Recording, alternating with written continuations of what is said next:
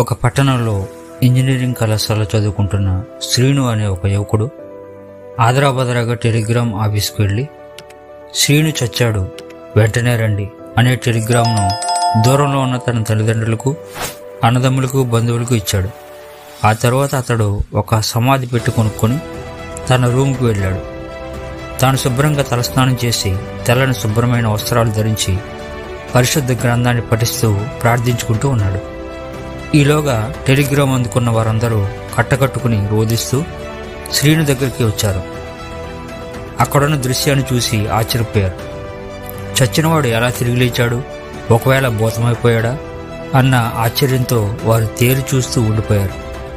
ఈలోగా శ్రీను లేచి ముందుకొచ్చి, నాన్న, అమ్మ, అన్న, అక్క అందరూ రండి అని పలకరించాడు. భయంతో, అనుమానంతో, చచ్చానన్నావు కదరా అన్నారు కోపంగా. అందుకు శ్రీను, అవును, నేను చచ్చిపోయాను, ఇలా రండి చూపిస్తాను అంటూ సమాధి పెట్టె దగ్గరికి వారిని తీసుకుని వెళ్ళాడు. ఆశ్చర్యంగా వారు పెట్టెలో ఏముందోనని పెట్టె తలుపు తొలగించి తొంగి చూడగా అందులో సిగరెట్ ప్యాకెట్లు, డిటెక్టివ్ నవలలు, సినిమా పుస్తకాలు, బ్రాందీ బాటిళ్లు, పోర్నోగ్రఫీకి సంబంధించిన సీడీలు, ఇంకా ఎన్నెన్నో ఒక వ్యక్తిని పాడు చేసే వస్తువులతో నిండిపోయి ఉంది.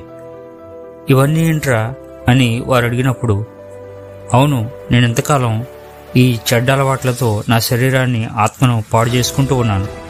ఇక ఆ పాత శ్రీను చచ్చాడు, ఆ పాతవన్నీ గతించిపోయినాయి. ఇప్పుడు నేను క్రొత్త వ్యక్తిని. యేసుక్రీస్తు పాదముల యొద్ద నా పాపములన్నీ ఒప్పుకొని విడిచిపెట్టాను.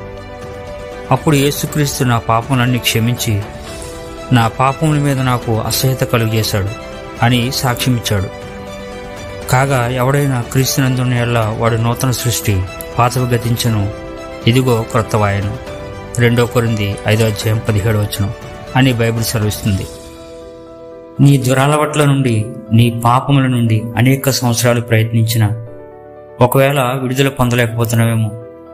బైబిల్ ఇలా సెలవిస్తుంది, పాపం వలన వచ్చు జీతం మరణం, కానీ క్రీస్తు యేసునందు నిత్యజీవం అని. నేడు అను దినం ఉండగానే ఆయన పాదములు పట్టుకొని నీ పాప విడుదల కొరకు ప్రార్థించు. నీవు ఊహించని విడుదల, నిత్యజీవం, మనుషులు ఇవ్వలేని గొప్ప సమాధానం నీవు పొందుకుంటావు.